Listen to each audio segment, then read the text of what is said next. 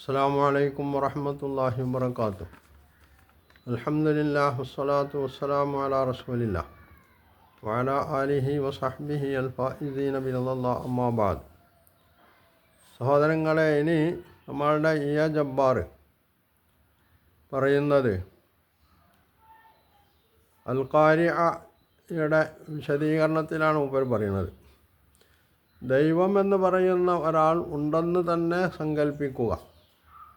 അവിടെ സങ്കല്പിക്കാണ്, സമ്മതിക്കല്ല. അയാളുണ്ടെന്ന് ബോധ്യപ്പെടുത്താൻ അയാൾക്ക് മനുഷ്യരുടെ ആരാധന വേണമെന്ന് പറയാൻ, മറ്റു ദൈവങ്ങൾ വ്യാജങ്ങളാണ്, അവയെ ആരാധിക്കരുതെന്ന് പറയാൻ മനുഷ്യരെ പേടിപ്പിക്കേണ്ടതുണ്ടോ? ശക്തനല്ലേ? ഈ മനുഷ്യനെ ബോധ്യപ്പെടുത്താൻ ലളിതമായ എന്തൊക്കെ മാർഗങ്ങളുണ്ട്? ഭീഷണിപ്പെടുത്തുകയും പ്രകോപിപ്പിക്കുകയും ചെയ്യുന്നു. വിശ്വസിക്കാത്തവരെ ചീത്ത പറയുന്നു, പിറുപിറുക്കുന്നു. ഇവിടെ ദൈവത്തെ കൊച്ചാക്കുകയല്ലേ ചെയ്യുന്നതെന്നാണ്. അപ്പോൾ ഈ ജബ്ബാർ വിചാരിച്ചത് ദൈവം എന്ന് പറഞ്ഞാൽ ജബ്ബാറിൻ്റെ മാതിരി തന്നെ ഒരു ഊളയാണ് എന്നാണ്. അതുകൊണ്ടാണ് ഈ ഊളത്തരമൊക്കെ ജബ്ബാർ പറയുന്നത്. ഇവിടെ ഒന്നാമത് ദൈവം എന്ന ഒരാളുണ്ടെങ്കിൽ, ദൈവമെന്ന് പറയുന്ന ഒരാളുണ്ടെന്ന് തന്നെ സങ്കല്പിക്കുക. അപ്പം ദൈവമുണ്ട് എന്നുള്ളത് ജബ്ബാറിന് വിശ്വാസമില്ലാത്തൊരു കാര്യമാണ്. ജബ്ബാർ യുക്തിവാദിയാണ്. അതുകൊണ്ട് തന്നെ യുക്തിവാദിയാൽ ദൈവനിഷേധി ആവണമെന്നാണല്ലോ അതിന് ഉപാധി. അപ്പോൾ ദൈവമില്ല.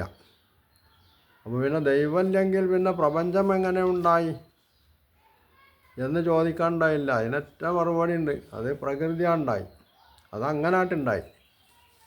അപ്പോൾ ദൈവവിശ്വാസികൾ ചിന്തിക്കൂല, ഞങ്ങൾ യുക്തിവാദികളാണ് ചിന്തിക്കുക. ദൈവവിശ്വാസികൾക്ക് ദൈവം പിന്നെ സൃഷ്ടിച്ചു എന്ന് പറഞ്ഞാൽ മതി. പ്രപഞ്ചം എങ്ങനെ ഉണ്ടായി എന്നുള്ള ചോദ്യത്തിന് മറുപടിയായിട്ട് ഞങ്ങൾക്ക് അത് പോരാ എന്നൊക്കെ വീമ്പ് പറയുന്ന ആളുകളാണ് ഇവർ. പക്ഷേ എങ്ങനെയാണ് പ്രപഞ്ചം ഉണ്ടായതെന്ന് ചോദിക്കുമ്പോൾ അപ്പോൾ അവരുടെ മറുപടി എന്താ? പ്രകൃതിയുണ്ടായി, അല്ലെങ്കിൽ യാദൃച്ഛികമായി ഉണ്ടായി എന്നൊക്കെയാണ് പറയാം. അപ്പോൾ ഇവർക്ക് യാദൃച്ഛികമായി ഉണ്ടായി എന്ന് പറയേണ്ട മറുപടിയുണ്ട്. പിന്നെ യുക്തിവാദികളെ സംബന്ധിച്ചിടത്തോളം, ദൈവവിശ്വാസികളെ സംബന്ധിച്ചിടത്തോളം ദൈവമുണ്ടാക്കി എന്ന് പറയേണ്ട വ്യത്യാസമേ ഉള്ളൂ എന്നുള്ള ഒരു സംഗതിയാണ് ഇതിലുള്ളത്.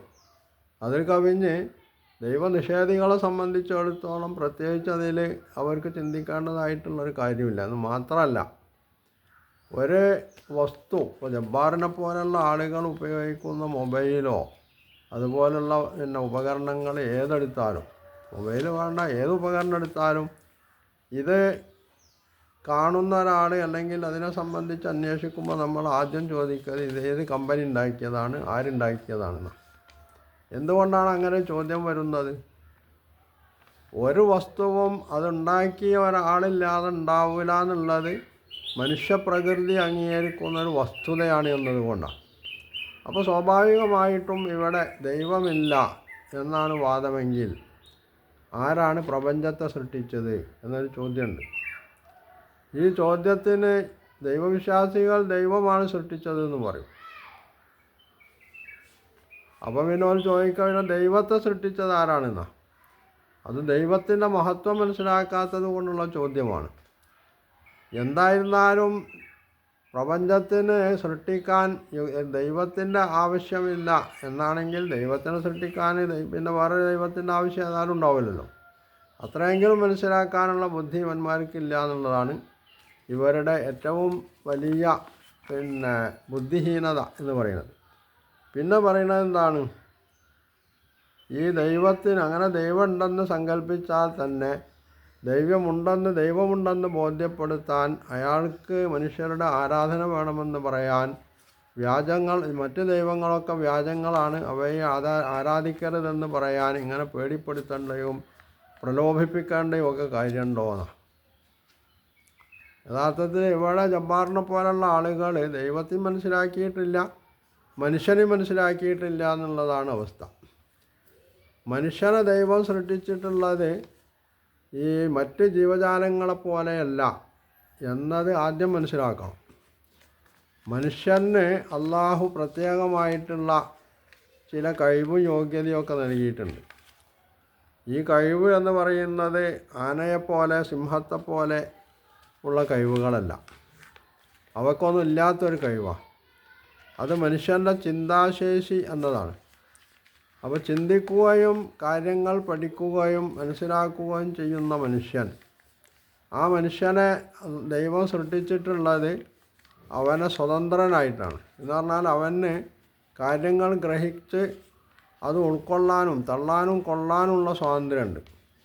തള്ളാനും കൊള്ളാനും സ്വാതന്ത്ര്യമുള്ള ഒരാളെ നിർബന്ധിച്ചുകൊണ്ട് ഒരു സംഗതി കേൾപ്പിക്കുക, അംഗീകരിപ്പിക്കുക എന്നത് അവന് സ്വാതന്ത്ര്യം നൽകി സൃഷ്ടിച്ചിട്ടുള്ള സൃഷ്ടാവിൻ്റെ രീതിയല്ല എന്നതാണ് അതിൽ മനസ്സിലാക്കേണ്ട ഒന്നാമത്തെ കാര്യം.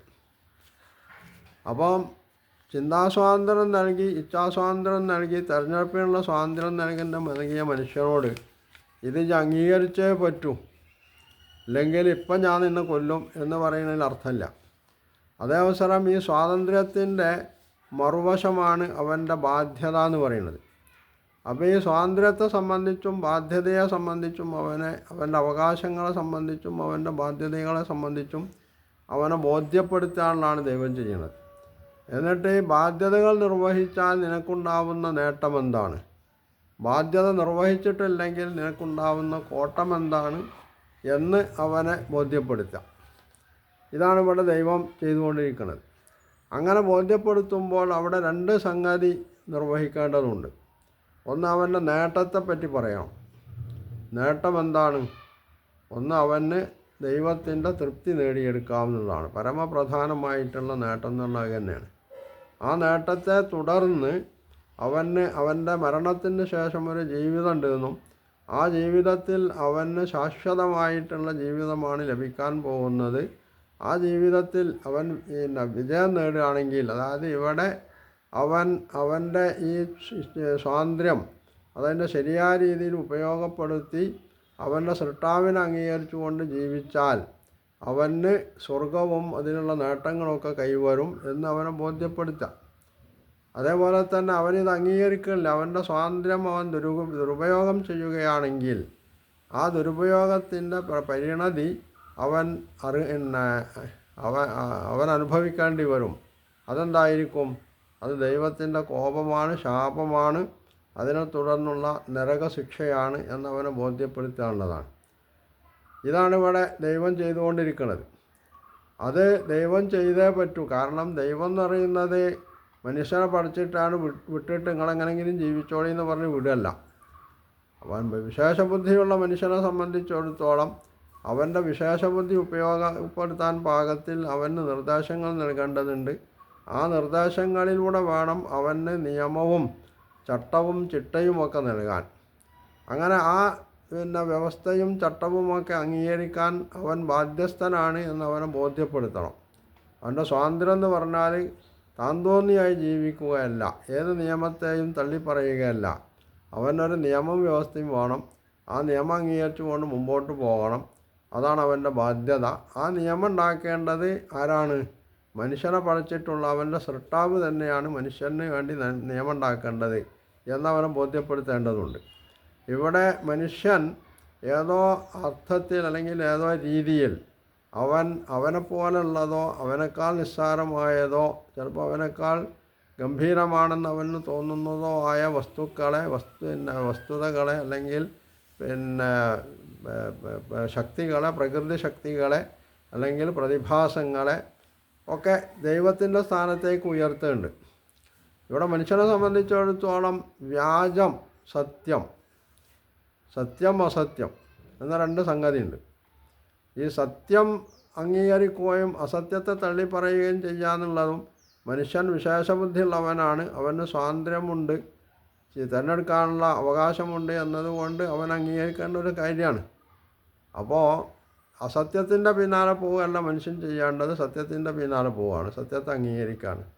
ആ സത്യത്തെ അംഗീകരിക്കുന്നതിൽ വളരെ പ്രധാനമാണ് ദൈവത്തിൻ്റെ കാര്യം. ദൈവം ഒന്നേ ഉള്ളൂ എന്ന് അവനെ ബോധ്യപ്പെടുത്തുമ്പോൾ സ്വാഭാവികമായിട്ടും വേറെ ദൈവങ്ങളില്ല എന്ന് അവനെ ബോധ്യപ്പെടുത്തേണ്ടതുണ്ട്. വേറെ ദൈവങ്ങളുണ്ട് എന്ന് അവൻ വിശ്വസിക്കുമ്പോൾ നീ അംഗീകരിക്കുന്ന ഈ ദൈവങ്ങളൊന്നും യഥാർത്ഥ ദൈവങ്ങളല്ല, അതൊക്കെ അതിൻ്റെ സങ്കല്പങ്ങൾ മാത്രമാണ്, അതിന് ദൈവം എന്നുള്ളവർക്ക് അസ്തിത്വമില്ല എന്ന് മാത്രമല്ല ആ ദൈവങ്ങൾ നിനക്ക് പ്രയോജനപ്പെടുകയുമില്ല. കാരണം ചിലത് നിന്നെക്കാൾ മോശമാണ്. നീ നിൻ്റെ കൈ കൊണ്ട് ചെത്തിയുണ്ടാക്കുന്നതാണ്, ഉരുട്ടിയുണ്ടാക്കുന്നതാണ്, അല്ലെങ്കിൽ നിൻ്റെ ബുദ്ധിയിൽ ഉദിച്ച ഊഹത്തിൻ്റെ അടിസ്ഥാനത്തിൽ നീ സങ്കല്പിച്ചിട്ടുള്ളതാണ്. അതുകൊണ്ട് അതിനൊന്നും അസ്തിത്വമല്ല എന്നവനെ ബോധ്യപ്പെടുത്തണം. ഈ ബോധ്യപ്പെടുത്തൽ എന്ന് പറയുന്നത് യഥാർത്ഥത്തിൽ ദൈവത്തിൻ്റെ കാരുണ്യത്തിൻ്റെ തേട്ടമനുസരിച്ച് സംഭവിക്കണമാണ്. ഇല്ലെങ്കിൽ യഥാർത്ഥത്തിൽ ദൈവം ക്രൂരനായിരുന്നുവെങ്കിൽ യഥാർത്ഥത്തിൽ ദൈവം ചെയ്യേണ്ടതെന്താ? ദൈവം ചെയ്യേണ്ടിയിരുന്നത് ഞാനല്ലാത്ത മറ്റൊരു ദൈവത്തെ നീ സ്വീകരിക്കാൻ പാടില്ല എന്ന് പറയുകയും അവനെ മുച്ചൂട് നശിപ്പിച്ച് കളയുകയും ചെയ്യാനുള്ളതാണ്. അങ്ങനെ വരുമ്പോൾ മനുഷ്യകുലം ജീവിക്കൂല. കാരണം എല്ലാ തലമുറയെയും നശിപ്പിക്കേണ്ടി വരും. അപ്പോൾ അത് ഈ ഭൂമിയിൽ എന്ത് നടക്കണമെന്നാണോ ദൈവം ഉദ്ദേശിച്ചിട്ടുള്ളത് ആ സംഗതി നടക്കാതെ പോകും.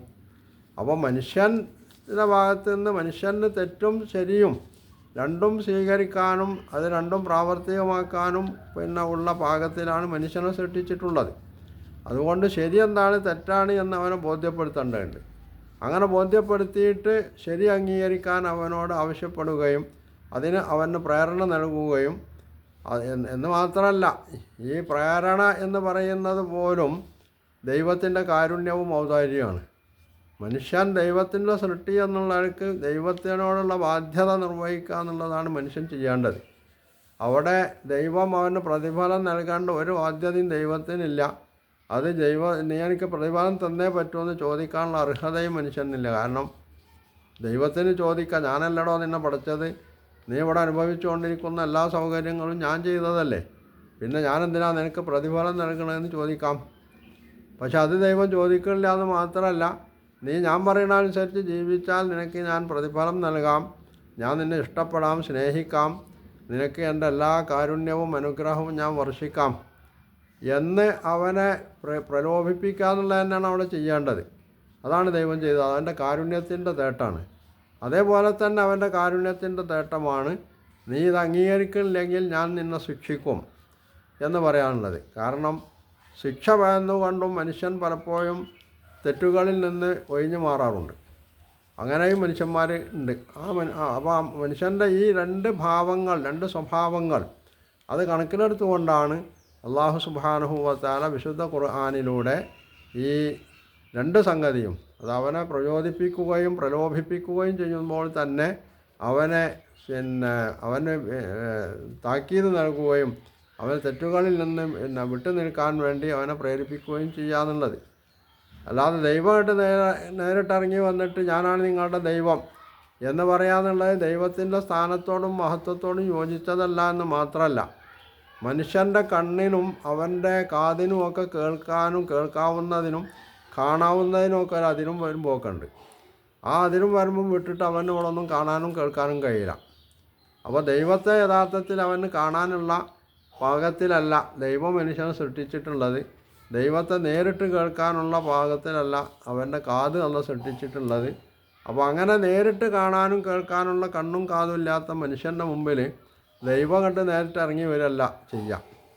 ദൈവം അവന് ഈ നിർദ്ദേശങ്ങൾ നൽകാൻ പാകത്തിൽ ചില മാർഗങ്ങൾ അള്ളാഹു തന്നെ സ്വീകരിച്ചിട്ടുണ്ട്. ആ മാർഗമാണ് അള്ളാഹു പ്രവാചകന്മാരെ നിയോഗിക്കുക, അതുപോലെ തന്നെ അവർക്ക് വേദങ്ങൾ നൽകുക. ആ പ്രവാചകന്മാർ വേദങ്ങൾ സമൂഹത്തെ ഓതിക്കേൾപ്പിക്കുകയും ആ വേദം അവരുടെ കയ്യിൽ ഏൽപ്പിക്കുകയും എന്നിട്ട് അതിനനുസരിച്ച് ജീവിക്കണം എന്ന് അവരോട് നിർദ്ദേശിക്കുകയും ചെയ്യാമെന്നൊക്കെ പറയുന്നത്. അപ്പോൾ ഇത് ദൈവത്തിൻ്റെ തീർത്തും യുക്തിപൂർവകമായിട്ടുള്ള സമീപനമാണ്. ഈ യുക്തിപൂർവകമായ സമീപനത്തെയാണ് ഇവിടെ യുക്തിവാദി എന്ന് പറയുന്ന യുക്തിവാദികൾ അവർ ചോദ്യം ചെയ്യുന്നത്. അതിൽ യുക്തിയില്ല എന്ന് പറയുന്നത്. അപ്പോൾ യുക്തിയെ പോലും അംഗീകരിക്കാൻ കഴിയാത്ത, ദൈവത്തിൻ്റെ യുക്തിയെ പോലും അംഗീകരിക്കാൻ പറ്റാത്ത അത്രക്ക് പാപ്പറായിട്ടുള്ള യുക്തിവാദമാണ് ഈ യുക്തിവാദികൾ, ജബ്ബാറടക്കമുള്ള ആളുകൾ പ്രയോഗിച്ചു കൊണ്ടിരിക്കുന്നത് എന്നതാണ് വസ്തുത. അതിൽ അവരുടെ ഈ സമീപനത്തിൽ യഥാർത്ഥത്തിൽ ഒരു യുക്തിയുമില്ല, ബുദ്ധിപരമായിട്ടുള്ള യാതൊരു ചിന്തയും അതിലില്ല. എന്തോ അവർക്ക് തോന്നിയതൊക്കെ വിളിച്ചു പറയുന്നു എന്നത് മാത്രമാണ് അവരിവിടെ ചെയ്തുകൊണ്ടിരിക്കുന്നത് എന്നതാണ് വസ്തുത. അപ്പോൾ ജബ്ബാറിൻ്റെ ഈ ചോദ്യം മുഴുവൻ നിരർത്ഥകമാണ്. ഏത് ചോദ്യം? ദൈവം എന്ന ശക്തി ഉണ്ടെങ്കിൽ തന്നെ എന്തിനാണ് ദൈവത്തിന് ഇങ്ങനെ ആളുകളെ പേടിപ്പിക്കുന്നത്, അല്ലെങ്കിൽ അവരെ പ്രചോദിപ്പിക്കുന്നത്, പ്രോത്സാഹിപ്പിക്കുന്നത്? അവന് വേറെന്തൊക്കെ മാർഗങ്ങളുണ്ട്. ദൈവം സ്വതന്ത്രനാണ്. അതുകൊണ്ട് ദൈവമാണ് തീരുമാനിക്കേണ്ടത് മനുഷ്യന് ഈ കാര്യങ്ങൾ അറിയിച്ചു കൊടുക്കാനും അവനെ നന്മയിലേക്ക് കൊണ്ടുവരാനും തിന്മയിൽ നിന്ന് തടയാനും ഒക്കെ എന്ത് മാർഗം സ്വീകരിക്കണം എന്നുള്ളത്. അതാണ് ദൈവം സ്വീകരിച്ചിട്ടുള്ളത്. അതിനെ ചോദ്യം ചെയ്യാനുള്ള യാതൊരു അവകാശവും യഥാർത്ഥത്തിൽ ദൈവത്തിൻ്റെ തന്നെ സൃഷ്ടിയായിട്ടുള്ള മനുഷ്യന് ഇല്ല എന്നുള്ളതാണ് വസ്തുത. അതുകൊണ്ടാണ് വിശുദ്ധ ഖുർആൻ ലാ യുസ്അലു അമ്മാ യഫ്അൽ വഹും യുസ്അലൂൻ, അവൻ ചെയ്യുന്നതിനെ പറ്റി ചോദ്യമല്ല, അവർ ചെയ്യുന്നതിനെ പറ്റിയാണ് ചോദ്യമുള്ളത് എന്ന് പറഞ്ഞിട്ടുള്ളത്.